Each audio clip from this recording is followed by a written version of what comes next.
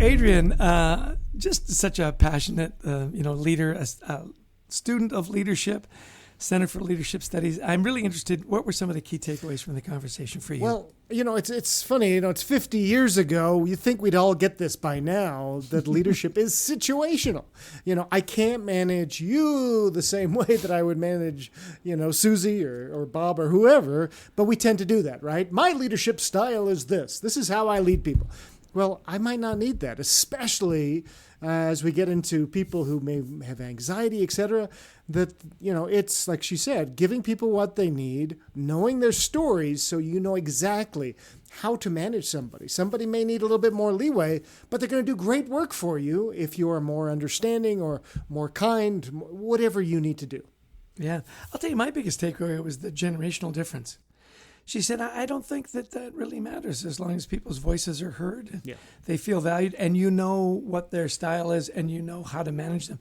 I think we do. We get caught up as, you're a millennial, or, you're Gen X. And we come with these preconceived notions. If you do your homework, and you know the style, it'll still work. And the other one for me was, easy on the people, hard on the process. Yeah. That was great. I'm going to be easy with you, understanding we got to get the work done, right? Yeah. And I love, people always call you easy on the eyes, but that's a little different. That's very different. Yeah. And I love this idea of happiness and work, which they've done some studies on at the Center for Leadership Studies. So they say, look, what can make somebody unhappy? Well, leaders that abandon you, we've all had that, right. Or leaders who micromanage you. You want to manage. It's this balance you have to create, showing you care, but you have to give people a little leeway, a little runway, give them a voice. That's a balance, right? You'll never get it perfect, but you gotta work at that. Yeah. I think when we talked about empathy, I think she made a great point. She said, I don't think we talk so much about empathy as we talk about building trust. And if you can build trust and exemplify trusting behaviors, the empathy is a byproduct of that.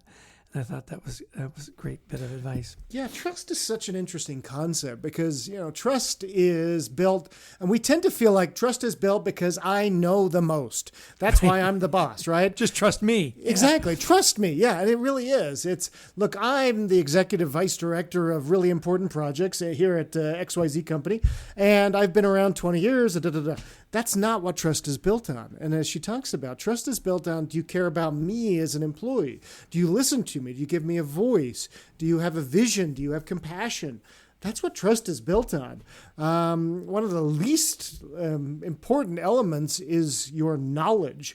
I want you to know what you're doing, but really, I want you to bring out the best in me. And that's really what comes down to with great leadership and situational leadership. Are you bringing out the best in those around you? Yeah. A couple last things for me was her personal practices. I like that her coach said, take a minute, step away from the chaos, and be still. That is so hard to do for somebody because you got, especially with her with little kids, right? There's a nose to wipe. There's somebody to feed, and take that moment to be still and then get back to the basics. She said, sleep, move, hydrate. I loved what she said move, too. hydrate. Just to be still and to acknowledge what are my truths. Yeah. What is it that you can count on out there? And whether it's your family, whether it's your faith, whether it's your own abilities, whatever it is, what is the center that we should all find to find that balance in our lives? So some great examples today from Susie Bishop of the Center for Leadership Studies. We want to thank her for being on the show. A big thanks to our producer, Brent Klein, to Christy Lawrence, who helps us find amazing guests, and to all of you who listened in. Yeah, and if you like the podcast, please share it. We'd love to have you visit our website, thecultureworks.com, for some free resources to help you and your team develop a culture that thrives. And of course, Adrian, do we love speaking to audiences around the world, in person or virtually? We do, yes. On culture, teamwork, resilience, we get asked to speak on lots of different topics. Give us a shout, and we'd love to help you and make your event world class. So, and by the way, don't forget, buy the book. It's a great book. It's on Anxiety at audio. Work. It's digital. Anxiety at Work. It's a must read, and we say that kind of laughingly. It really is. If you want to develop a great culture, you've got to know how to manage mental health and anxiety in the workplace.